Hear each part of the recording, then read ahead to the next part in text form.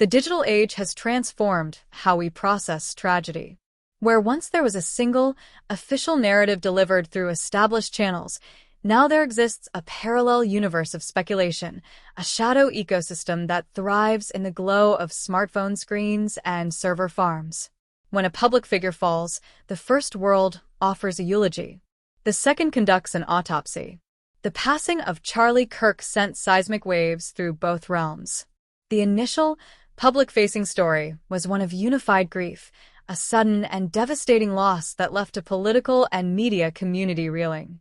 Memorials were organized, tributes poured in from across the ideological spectrum, and a portrait of a life cut tragically short was painted in broad, respectful strokes. But beneath the surface of this official calm, a different, more sinister story was beginning to ferment. It was a story not of accident or fate, but of suspicion. It was ignited by a single, startling broadcast, a calm yet chilling allegation that would rip the veil off public mourning and plunge Charlie Kirk's legacy into a vortex of doubt and digital scrutiny.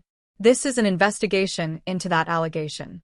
It is a journey into the heart of a modern mystery where a warning was allegedly given, ignored, and then revealed to the world in a manner that raised infinitely more questions than it answered. We will examine the key players, the digital breadcrumbs, the unsettling behavioral shifts, and the haunting evidence that suggests the truth behind Charlie Kirk's final days may be far more complex, more layered, and more disturbing than anyone could have initially imagined. This is the story of the unheard warning and the silence that followed. The stage was set not in a gleaming television studio, but in the intimate, direct-to-camera world of a live online broadcast. Candace Owens, a commentator known for her unflinching and often controversial rhetoric, sat before her microphone on an otherwise ordinary evening.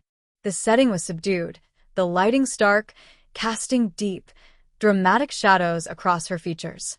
There was no live audience, no co-host to play off.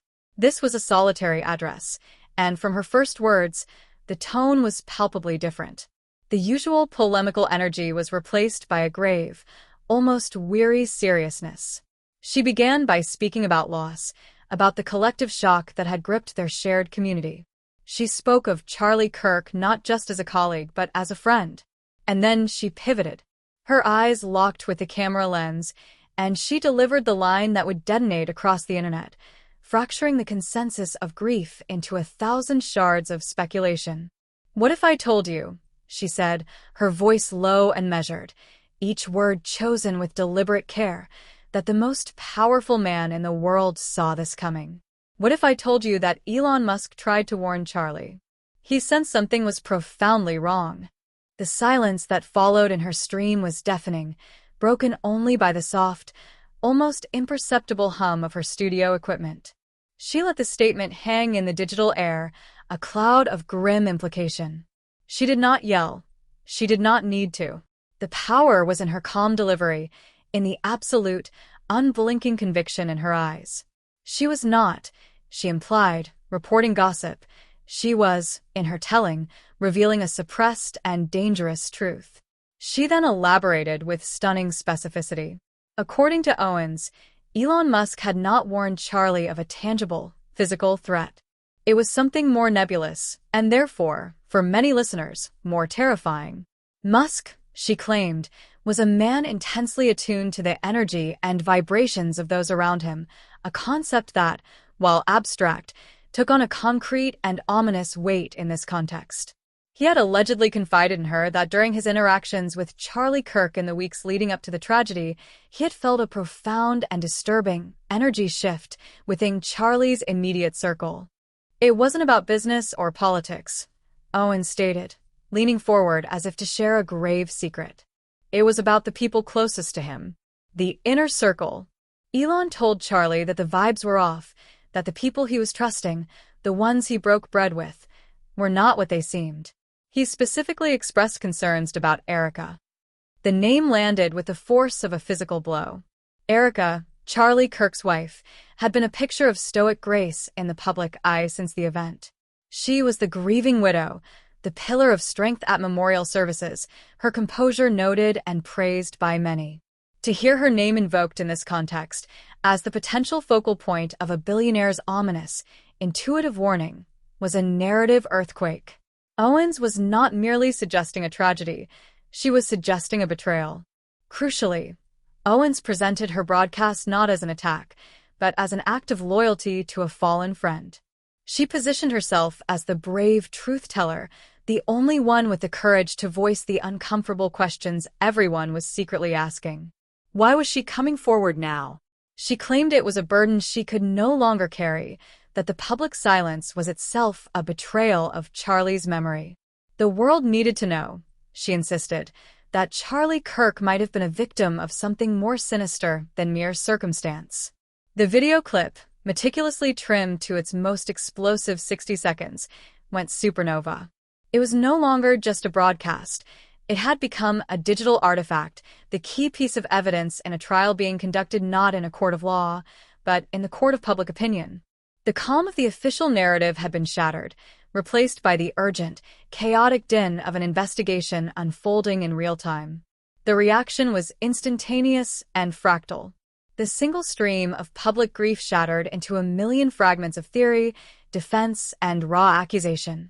The digital world became the central arena where this drama would play out.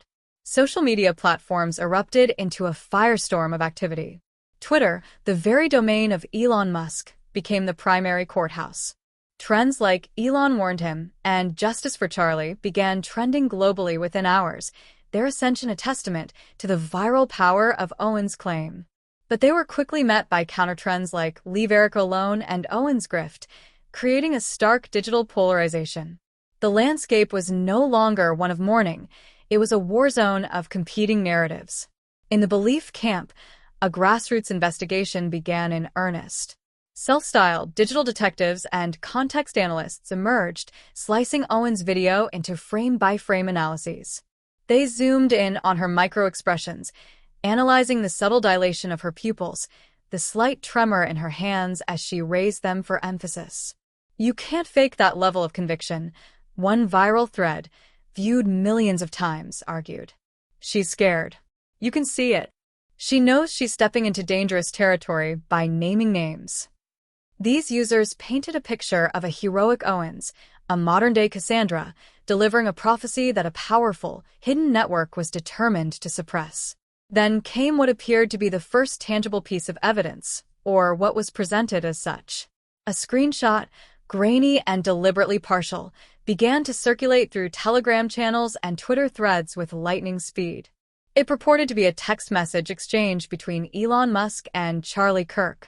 The message bubble from Musk read, "Need to talk. Urgent.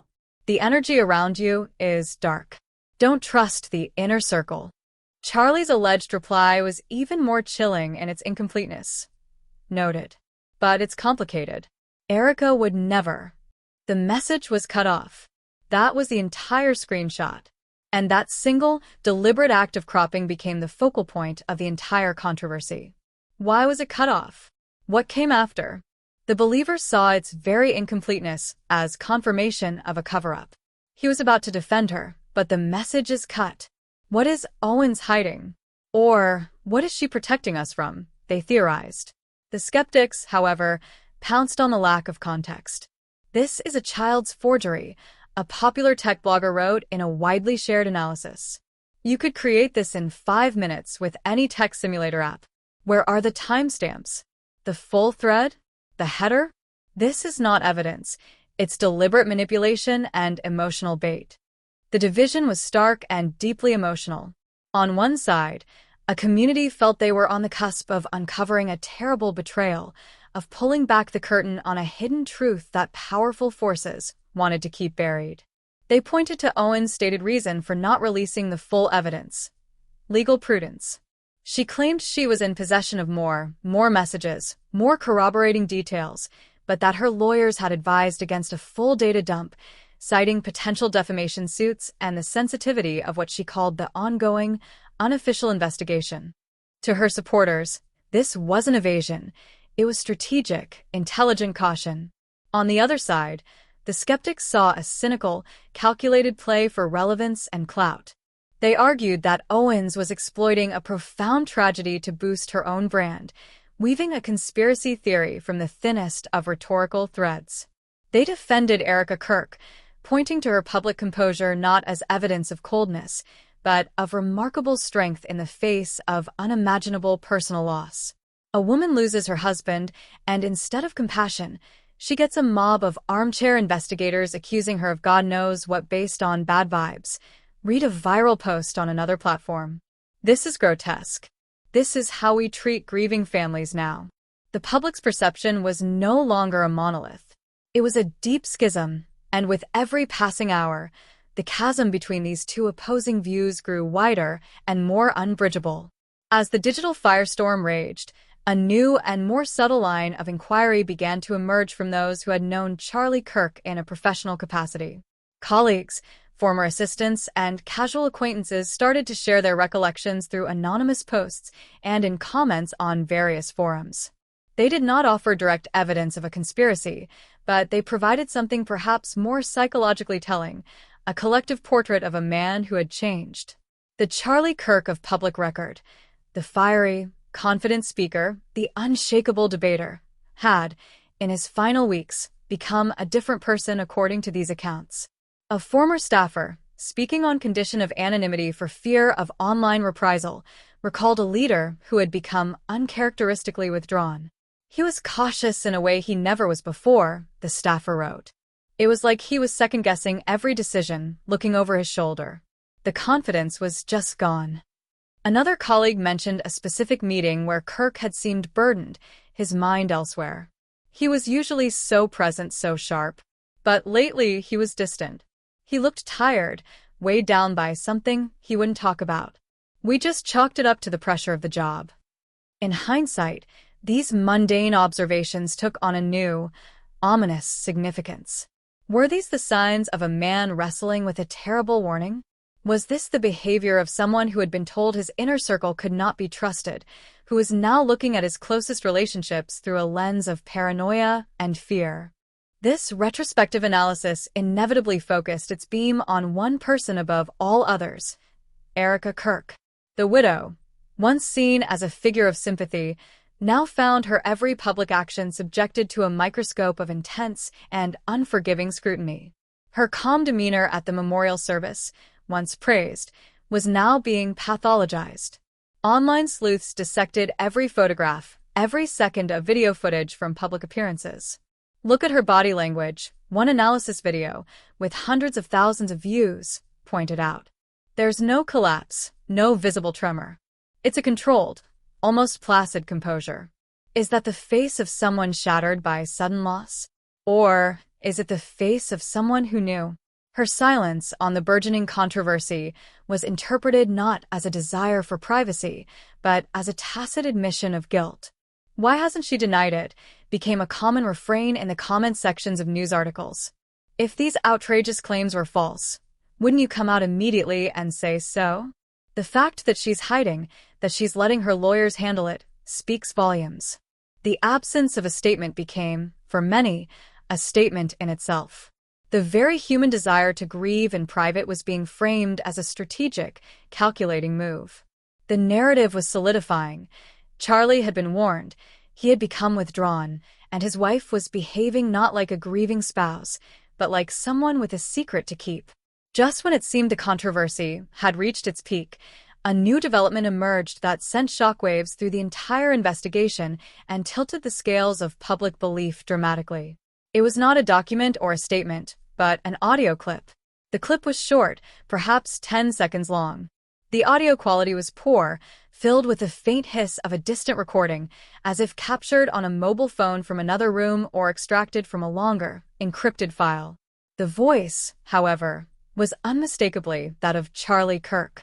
He sounded weary, his tone laced with a regret so profound it was painful to hear. The words were clear and devastating. Elon warned me, but I didn't listen. I just didn't listen. The clip ended abruptly. Its origin was murky. Some claimed it was leaked by a sympathetic source within Kirk's organization. Others suggested it was unearthed from a cloud backup or a forgotten voice memo. The authenticity was immediately challenged, with audio forensic experts offering conflicting opinions on various news panels. Some declared it a sophisticated deepfake. Others argued its acoustic properties and the subtle, emotional nuance in the voice were nearly impossible to fabricate. The impact, however, was undeniable. For millions, this was the smoking gun. It was no longer just Candace Owens' word. It was Charlie's own voice, seemingly confirming the core of her allegation from beyond the grave. The phrase, "I didn't listen," echoed across the internet, becoming a morbid mantra. It transformed the story from a speculative "what if" into a tragic "what was." The question was no longer if a warning had been given, but what the warning specifically pertained to and why Charlie Kirk had chosen to ignore it. The audio clip did not provide answers, but it made the search for them feel exponentially more urgent and justified. The existence of the clip also intensified the scrutiny on everyone involved. Where was this recording made? Who was he speaking to? The pressure on Erica Kirk and others in the inner circle intensified to an unbearable degree. The court of public opinion was now in session, and the verdict for a large segment of the audience was rapidly moving toward a conviction of concealment. We are left, then, not with conclusions, but with a web of unsettling and unresolved questions. This investigation has followed the evidence as it has appeared in the public domain, but the full picture remains locked in shadow. What is the real story behind Elon Musk's alleged warning? Was it a general sense of unease, or was it based on something more concrete that he has chosen, thus far, not to reveal publicly? His continued silence on the matter is a void into which every manner of theory has been poured. Why did Charlie Kirk, a man known for his decisive action, choose to ignore a warning from a figure as prominent as Musk? What held him back? Was it loyalty, love, denial, or fear? The haunting audio fragment suggests a man trapped by his own inaction, a tragic figure who saw the storm coming but could not bring himself to seek shelter. What is being hidden from the public, and by whom? Candace Owens claims to possess more evidence, but is bound by legal constraints. Does this evidence implicate others? Does it provide a motive? The selective disclosure of information has become a weapon, and the truth is its first casualty. The behavior of the key figures in this drama continues to be analyzed and debated. Is Erica Kirk's composure the mark of a guilty conscience, or the incredible strength of a woman navigating a personal hell under the blinding lights of a global spectacle? Is Candace Owens a courageous whistleblower risking her career for the truth, or a masterful provocateur orchestrating a narrative for her own ends? This story is a living entity, evolving with each new leak, each new analysis, each new statement.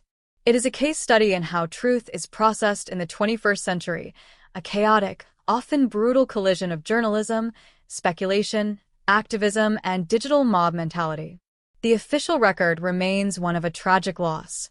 But the digital footprint tells a more complicated story, one of whispers in the dark, of a warning unheeded, and of a silence that grows louder and more suspicious with each passing day.